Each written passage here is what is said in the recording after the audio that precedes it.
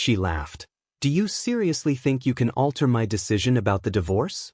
At counseling, I said, already have. When she discovered I'd accepted everything and included she takes the bills too, her decision altered quickly. I never imagined my wife of 9 years would look me in the eye and laugh at my pain, but there Jessica was, wine glass in hand, treating our marriage like a business transaction she was eager to close.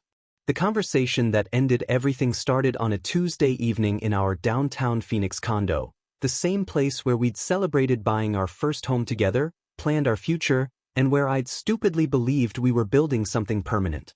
Jessica had been different for months, distant, secretive, constantly checking her phone with the intensity of someone expecting life-changing news. I'd attributed it to work stress from her marketing firm, maybe some midlife reassessment since she just turned 35. I was wrong about everything.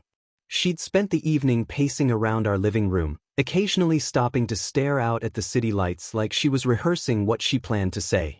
I was reviewing client cybersecurity reports on my laptop when she finally sat down across from me with that expression I'd learned meant trouble. Ryan, we need to talk about our future, she said, setting down her wine with dramatic precision. I closed the laptop, giving her my full attention the way I always did. What's on your mind? That's when she delivered the rehearsed speech that shattered our 9 years together. She wanted a divorce, effective immediately, to pursue her authentic self and explore opportunities for genuine happiness that our marriage apparently prevented. The words came out polished and confident, like she'd practiced them in front of a mirror. But it was the casual way she discussed dividing our assets that really revealed her character. She wanted the condo, spousal support of $4,200 monthly for 5 years, and for me to continue paying her BMW lease because I need reliable transportation during this transition period. When I suggested we should each handle our own debts separately going forward, she agreed instantly, almost too quickly, with a smile that should have warned me something was wrong. That makes perfect sense, she said, practically glowing with satisfaction. Clean break, no entanglements. I spent that night on the couch, staring at the ceiling and trying to process how completely I'd misread our relationship. But Jessica's eagerness for debt separation nagged at me like an incorrectly configured firewall. Something wasn't adding up. As a cybersecurity consultant, I developed instincts for detecting hidden threats, and every alarm in my head was screaming. The next morning, while Jessica slept in, I did what any security professional would do. I investigated. Started with our joint accounts, then moved to credit monitoring, then performed a comprehensive financial audit that would make my CPA proud. What I discovered was beyond my worst nightmares but also, ironically, the key to my salvation. Jessica had been living a completely secret financial life. 6 high-limit credit cards I'd never seen, all opened using my sterling credit score as a cybersecurity consultant. Total debt, $78,000. The statements painted a picture of systematic deception spanning 11 months. Designer handbags worth $12,000. 3 luxury spa retreats totaling $8,500. Expensive dinners at restaurants I'd never been to, hotel charges for weekend trips I wasn't invited on, jewelry purchases that never made it onto her finger. The timeline was brutal. Every major purchase coincided with her girls' weekends or work conferences that I'd never questioned. But the most damning evidence was the merchant locations. Phoenix Art Gallery, the Phoenician Resort, expensive restaurants in Scottsdale, all places she'd been going with someone else. Someone she was funding with my credit. The pieces fell together with sickening clarity. Jessica hadn't fallen out of love with me. She'd found someone she thought was better and had been financing their relationship on my dime while planning her exit strategy. But in her rush to secure her dream settlement and eliminate any financial responsibility, she'd made one catastrophic error. Those credit cards were legally joint marital debt, regardless of who'd opened them or spent the money. Arizona's community property laws meant she couldn't just walk away from $78,000 in debt any more than I could walk away from the equity in our condo. Her insistence on handling debts separately suddenly made perfect sense. She'd been planning to stick me with her secret spending spree while taking everything of value. But community property worked both ways, and I was about to teach my soon-to-be ex-wife a lesson in financial responsibility that would make her rue the day she'd ever heard the word divorce. By the time we left, no agreement had been reached, and Jessica was facing the reality that her dream divorce had become her absolute worst nightmare. The divorce counseling session was supposed to be our final meeting, a civilized discussion of terms before filing the paperwork. Jessica arrived 20 minutes late, designer heels clicking against the tile floor like a countdown timer to my financial destruction. She'd brought her attorney, Mitchell Kane, a shark in a $3,000 suit who specialized in extracting maximum spousal support from successful men.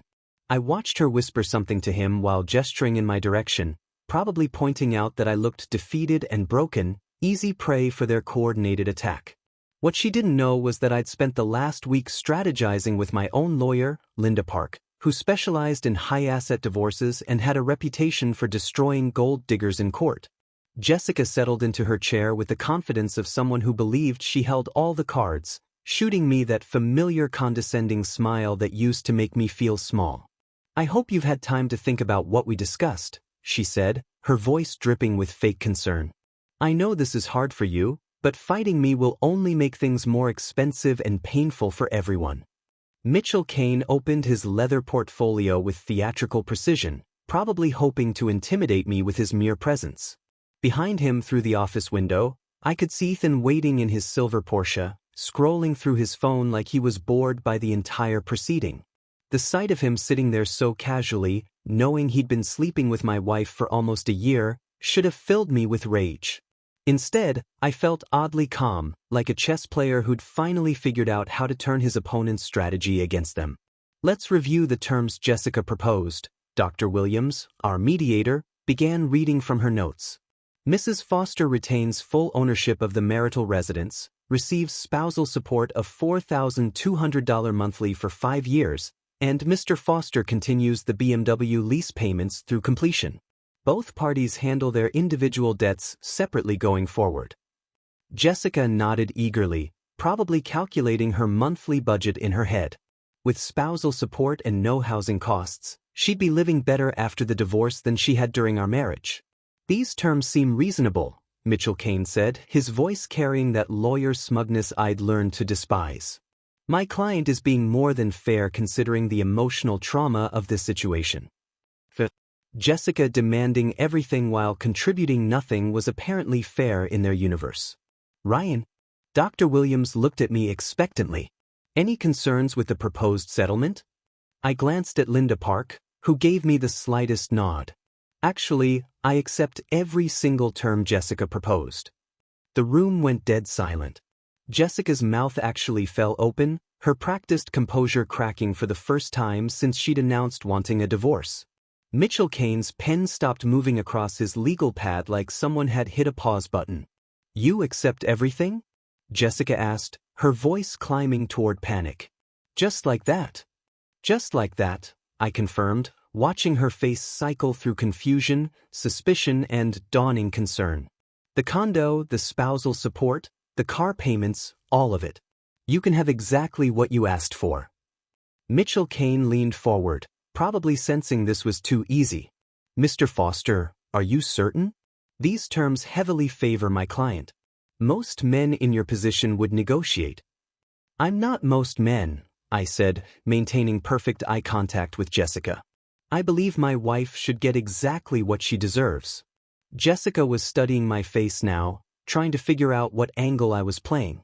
She knew me well enough to recognize that I never gave up without a fight, especially when money was involved. Her confidence was starting to waver like a stock price before a crash. "However," Linda Park said, opening her own portfolio, "we do need to address all marital debts as part of this settlement." "That's what we're doing," Jessica said quickly. "We each take our own debts. Clean and simple." "Unfortunately," Linda continued with professional precision, "Arizona community property law requires equitable division of all marital debts, regardless of which spouse incurred them." The color started draining from Jessica's face like someone had pulled a plug. "What does that mean exactly?" "It means," Linda said, producing a stack of credit reports and statements, that Mrs. Foster must accept responsibility for her share of the 6 credit cards she opened during the marriage using Mr. Foster's credit profile. Jessica went completely white. Mitchell Kane grabbed the documents, his eyes widening as he scanned the numbers. $78,000 in undisclosed credit card debt, Linda announced to the room. All opened within the last 11 months using Mr. Foster's excellent credit rating for approval. That's impossible, Jessica whispered, but her voice lacked conviction.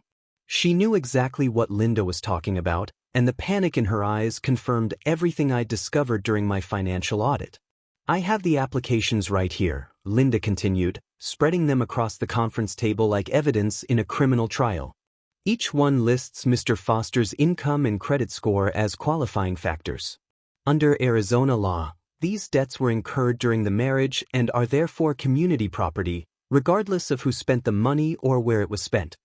Mitchell Kane was frantically flipping through the papers, probably calculating how this revelation would affect his client's dream settlement. Jessica just sat there staring at the evidence of her own deception, looking like someone who just realized they'd been caught embezzling by their accountant. So if Jessica wants the condo and spousal support, I said slowly, savoring every word, she also gets $78,000 in credit card debt, along with all the accrued interest and penalties. The room was so quiet I could hear the air conditioning humming overhead. Jessica's perfect plan was disintegrating in real time, and everyone in the room could see it happening. This is ridiculous, she finally managed, her voice shaking. Ryan knew about these cards. Did I? I asked calmly. Because I have documentation showing you actively hid these accounts from me. Different mailing addresses, paperless statements, emergency contacts listed as your sister instead of your husband. You're trying to sabotage me, she accused, desperation creeping into her voice. I'm accepting your terms exactly as proposed. You wanted the assets and the support. You're getting them, along with the debts that made them possible. Jessica looked at Mitchell Kane desperately, silently begging him to find some legal loophole that would save her from the consequences of her own actions. But community property law was crystal clear, and her attorney knew it. Perhaps we should reconsider the distribution of assets, Mitchell suggested weakly.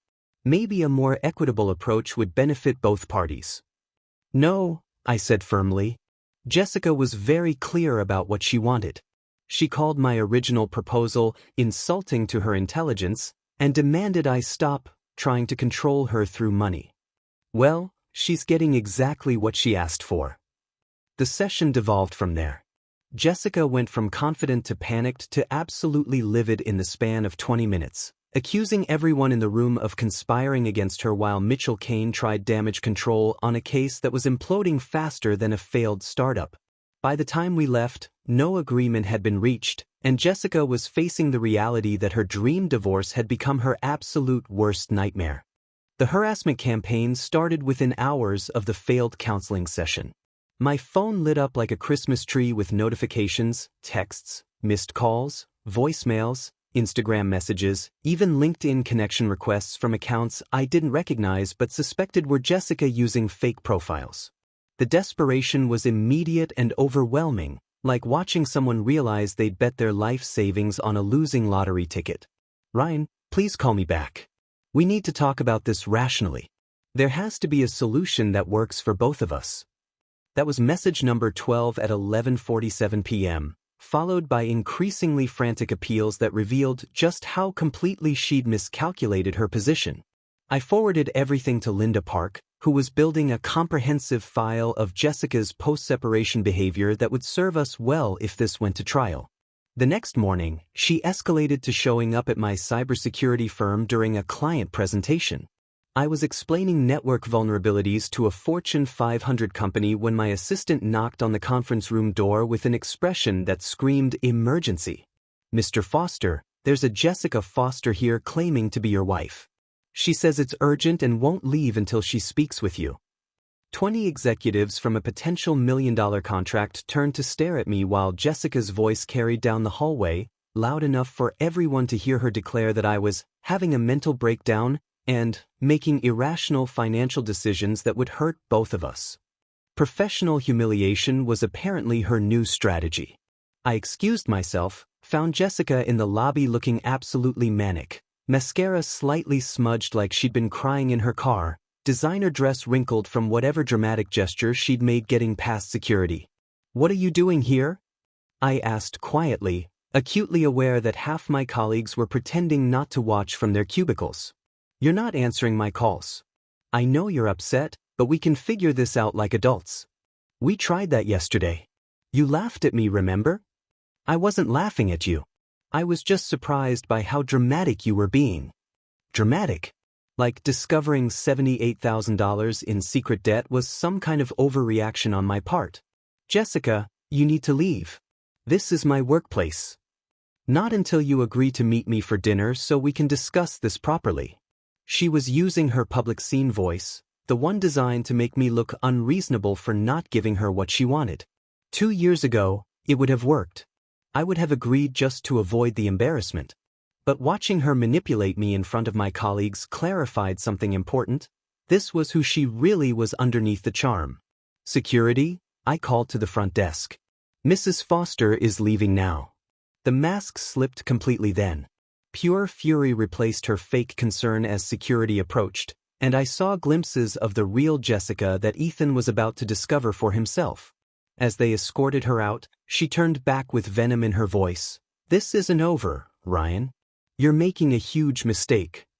But she was wrong. The mistake was trusting her for 9 years. The messages intensified after her workplace performance.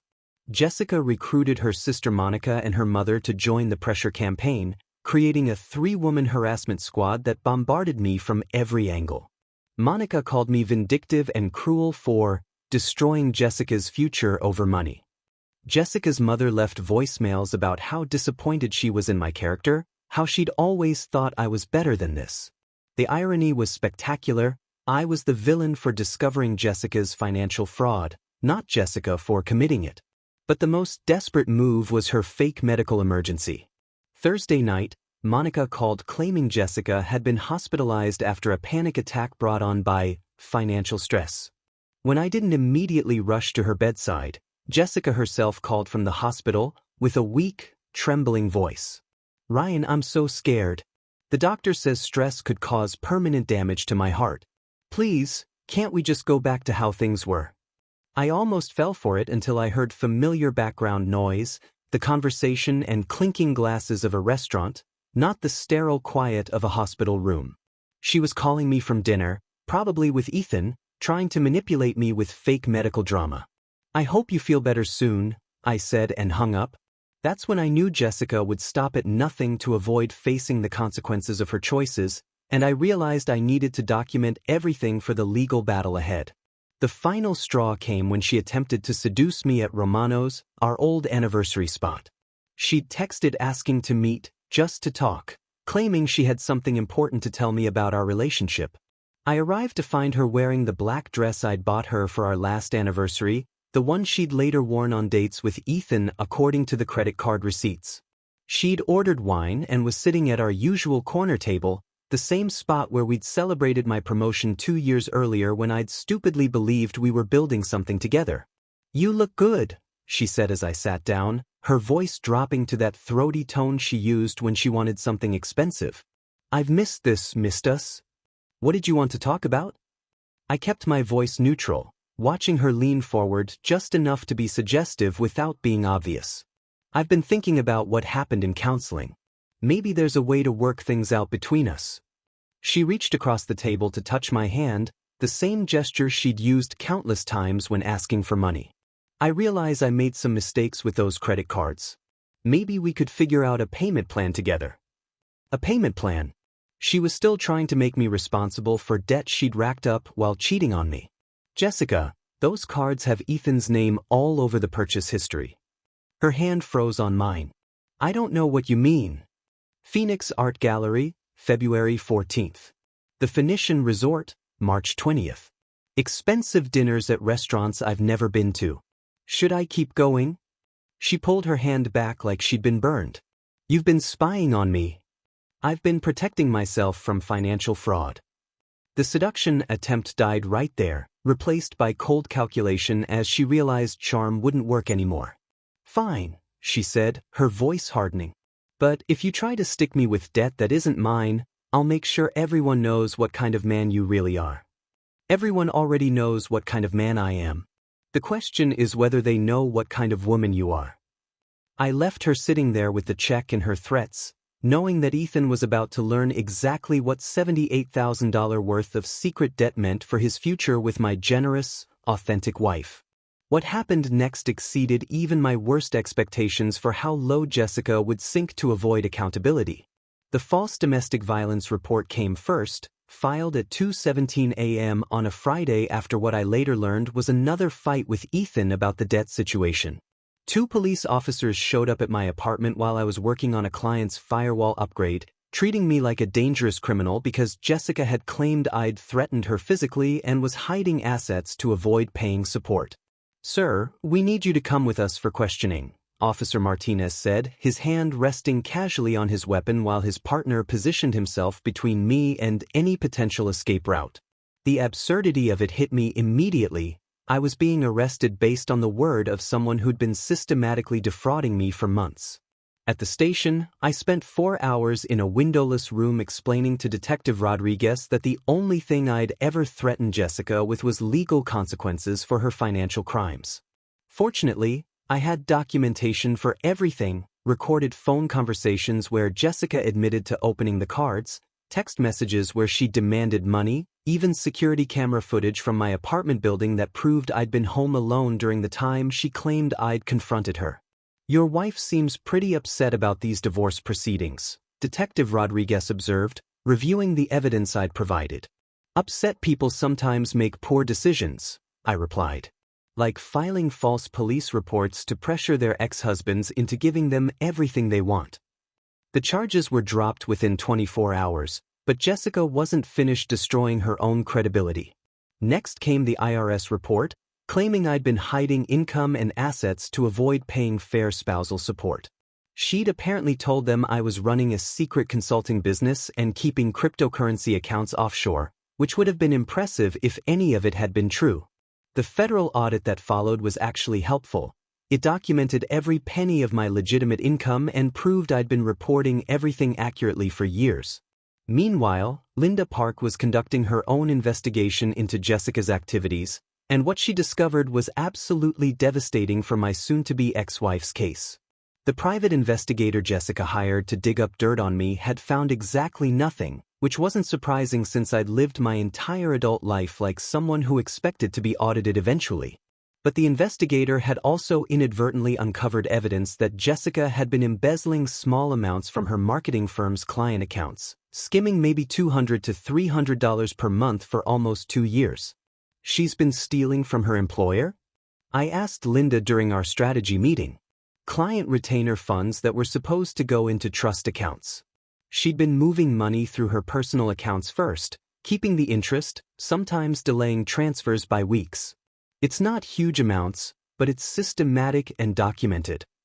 The pattern was consistent with everything else. Jessica took whatever she wanted and expected other people to deal with the consequences.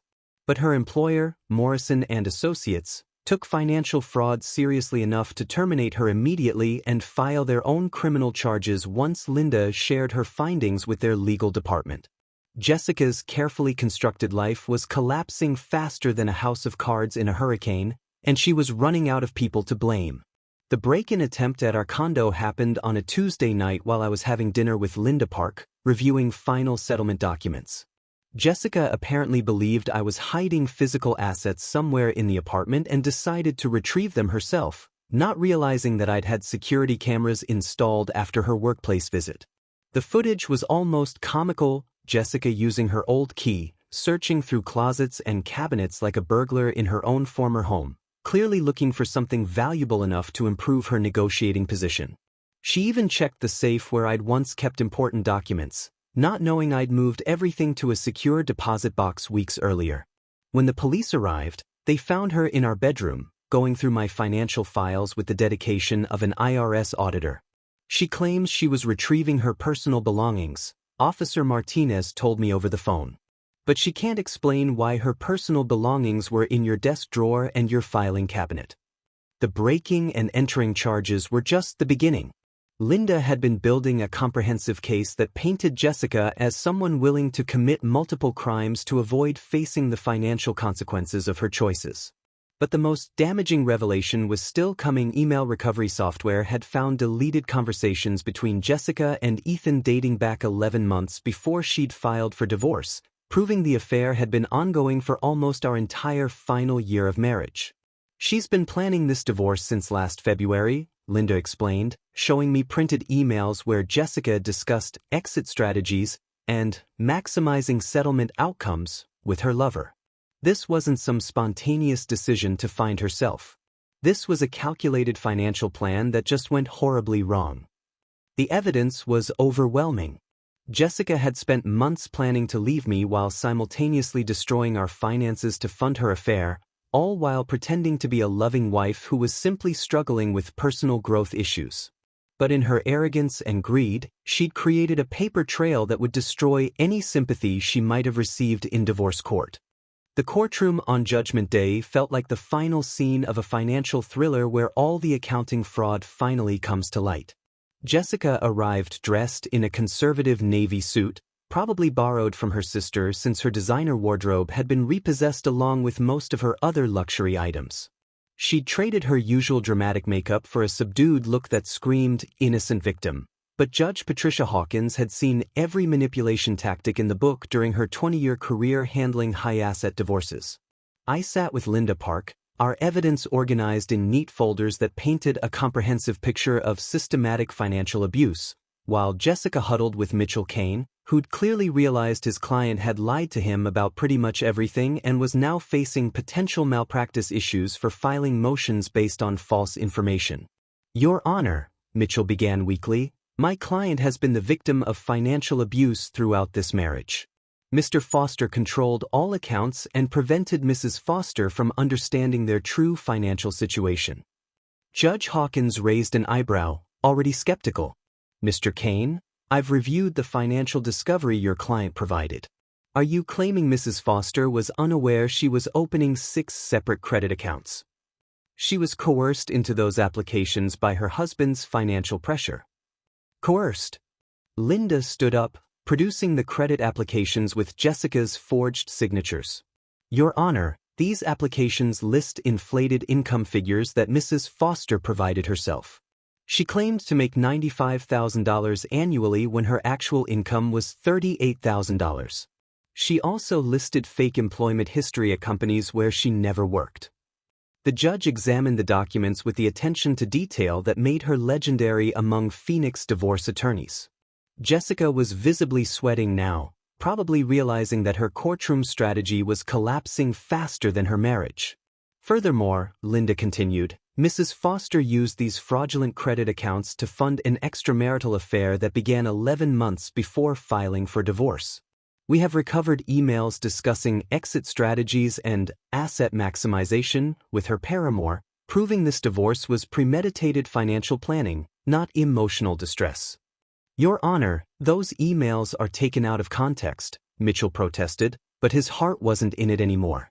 Judge Hawkins was studying Jessica like a forensic accountant reviewing suspicious transactions. "Mrs. Foster, did you or did you not tell your husband that you wanted to handle debts separately in the settlement?" "Yes, but I didn't understand the legal implications." "You didn't understand that debt belongs to whoever created it?" Jessica's voice got smaller. "I thought we could work something out. You thought you could stick your husband with $78,000 in debt while you took all the assets. Is that correct?" The silence stretched for what felt like an eternity. Jessica's entire legal strategy had been based on hiding her financial crimes and playing the victim, but Judge Hawkins had dealt with enough financial predators to recognize the pattern immediately. "Your Honor," Linda said, producing another folder, "there's also the matter of Mrs. Foster's embezzlement from her former employer, Morrison and Associates. She systematically diverted client funds through her personal accounts, stealing approximately $12,000 over 18 months. Mitchell Kane looked like he wanted to disappear into his chair cushions.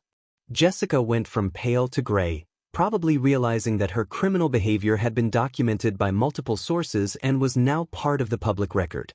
Mrs. Foster also filed false domestic violence charges and made fraudulent reports to the Internal Revenue Service, Linda continued methodically. Additionally, she broke into the marital residence and attempted to steal financial documents while criminal charges were pending. Judge Hawkins had heard enough. Her ruling was swift and absolutely devastating for Jessica's dreams of financial freedom. The downtown Phoenix condo, which my grandmother had left me before the marriage, was ruled separate property that Jessica had no claim to. No spousal support because the marriage had been dissolved due to adultery and financial fraud. Jessica was responsible for 100% of the $78,000 credit card debt, plus accrued interest and penalties that brought the total to nearly $95,000.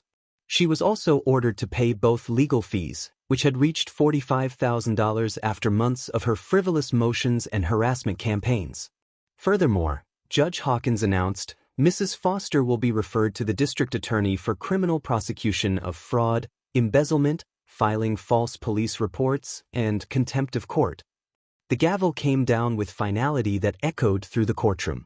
Jessica had entered expecting to walk away with $500,000 in assets and monthly support payments. Instead, she was leaving with six-figure debt, criminal charges, and a restraining order after she'd screamed at Linda Park about corrupt lawyers protecting abusive husbands.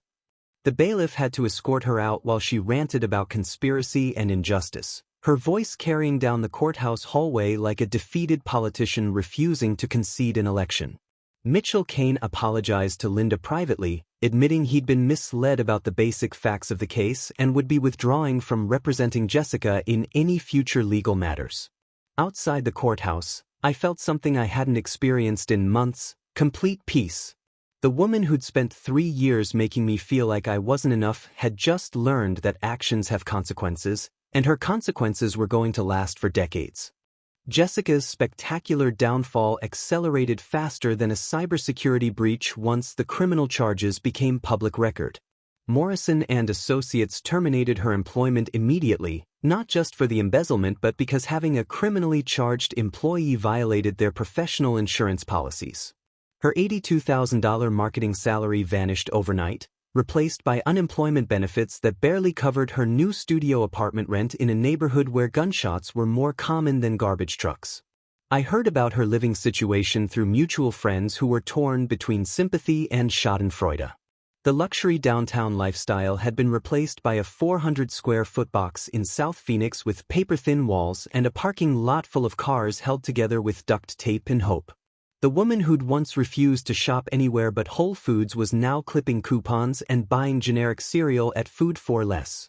But Jessica wasn't going quietly into financial responsibility. She launched a crowdfunding campaign claiming to be a victim of judicial corruption and an abusive ex-husband who'd manipulated the legal system. "Help me rebuild after escaping financial abuse," read her GoFundMe description, which raised exactly $347 from people who didn't know the real story. Her Instagram transformed from luxury lifestyle posts to bitter inspirational quotes about toxic men and corrupt lawyers, punctuated by obvious hints about needing financial assistance. "Some people will destroy you rather than let you be happy," she posted alongside a photo of herself looking deliberately fragile in her tiny apartment. The comments section became a battlefield between people who believed her victim narrative and others who'd figured out she was the actual problem. The coffee shop job lasted 3 weeks. Apparently, Jessica had difficulty accepting that customer service meant being polite to people who made less money than her former shoe budget. Her manager, a college student named Trevor, fired her after she was caught on camera pocketing tips from the communal jar and treating customers like peasants who should be grateful for her presence. But the most satisfying revelation came when Ethan's wife discovered the affair and served Jessica with a civil lawsuit for alienation of affection.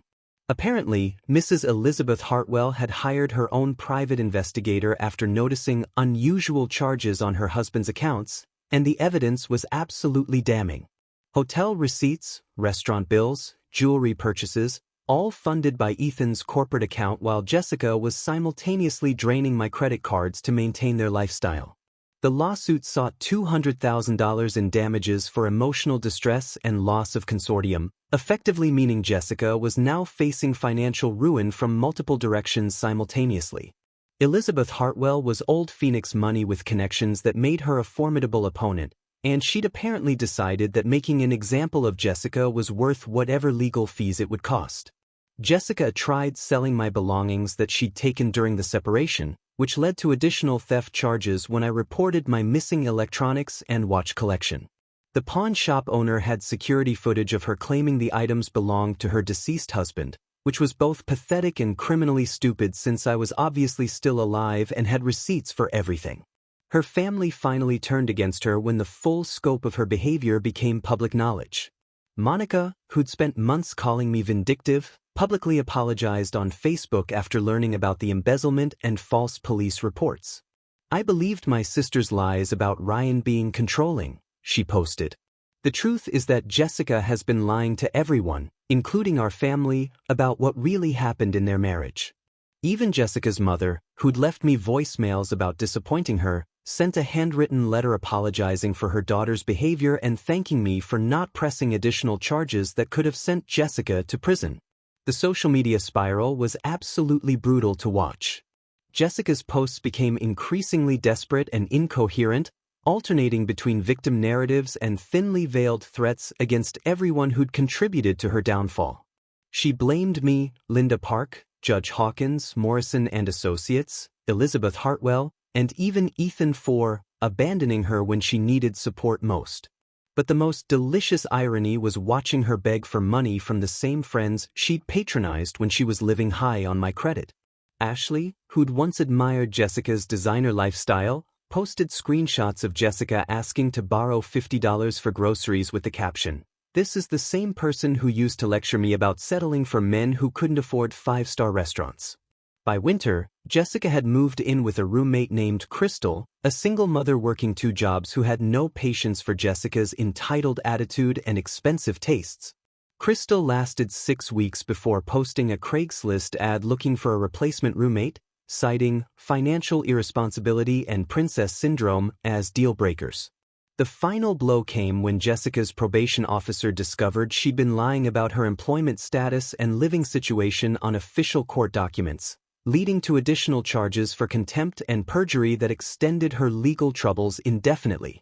While Jessica's life imploded in spectacular fashion, mine flourished in ways I'd never imagined possible during our marriage.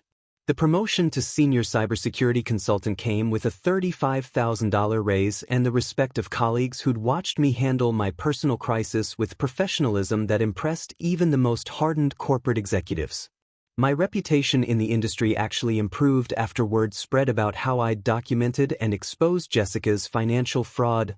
Other executives started consulting me about protecting their companies from similar internal threats.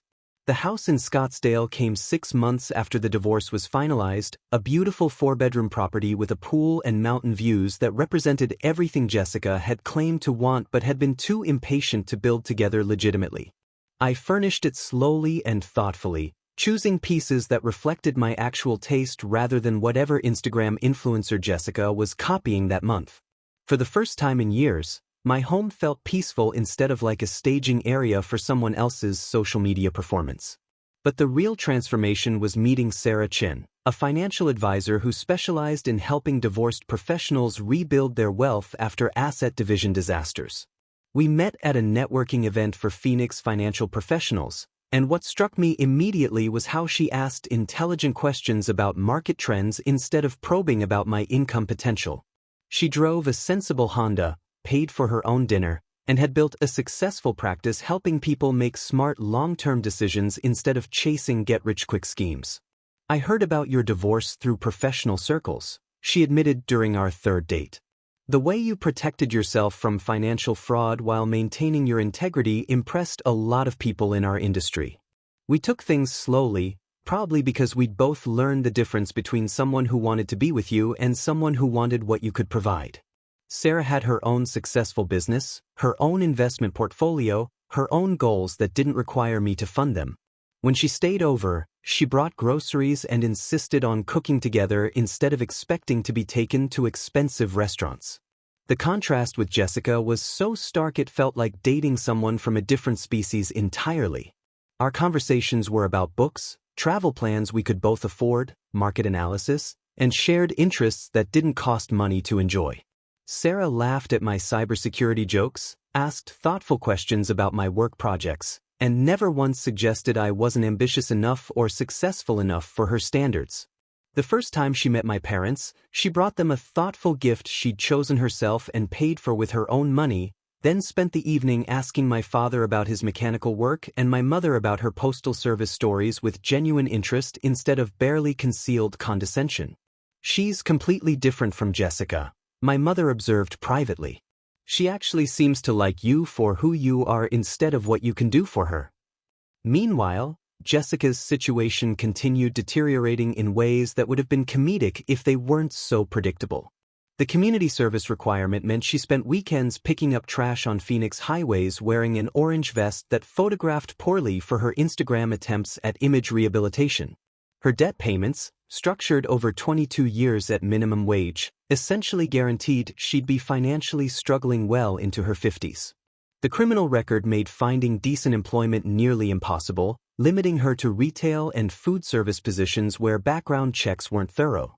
But Jessica's desperation reached peak pathetic when she showed up at my housewarming party uninvited, apparently having learned about it through mutual friends who'd foolishly mentioned it on social media.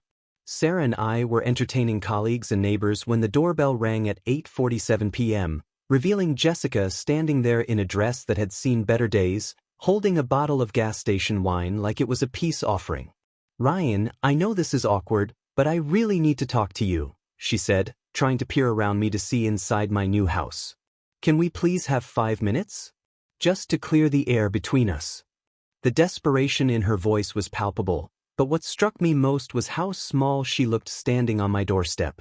The confidence and entitlement that had once made her seem larger than life had been replaced by the hunched posture of someone who'd learned that actions have lasting consequences. "This is a private party, Jessica. You weren't invited." "I know, but I thought maybe we could move past all the legal stuff and try to be civil. I've learned a lot about myself these past months." Sarah appeared beside me then, slipping her arm through mine with the natural comfort of someone who belonged there. "Is everything okay?" she asked, though her tone suggested she knew exactly who was standing at our door. Jessica's eyes widened as she took in Sarah's obvious place in my life, the easy intimacy between us, the beautiful home that represented everything Jessica had demanded but lost through her own greed. "You must be Sarah," Jessica said with fake sweetness that didn't mask her desperation. "I'm Jessica, Ryan's ex-wife. I was hoping we could all be adults about this situation." "Adults don't show up uninvited to their ex-husband's private parties," Sarah replied calmly. "Adults respect boundaries and restraining orders." The restraining order. Jessica had forgotten about that legal detail in her desperation to somehow insert herself back into my improved life. Within minutes, squad cars were pulling into my driveway while my guests watched through the windows as Jessica was arrested for violating a court order, her gas station wine bottle rolling across my front lawn like a symbol of how far she'd fallen. The last I heard, Jessica was working 3 part-time jobs, morning shifts at a discount grocery store, afternoon hours at a chain restaurant, and weekend cleaning services for people who made less in a year than she used to spend on handbags. Her social media accounts had gone private after too many people started sharing screenshots of her bitter posts about corrupt legal systems and vindictive ex-husbands.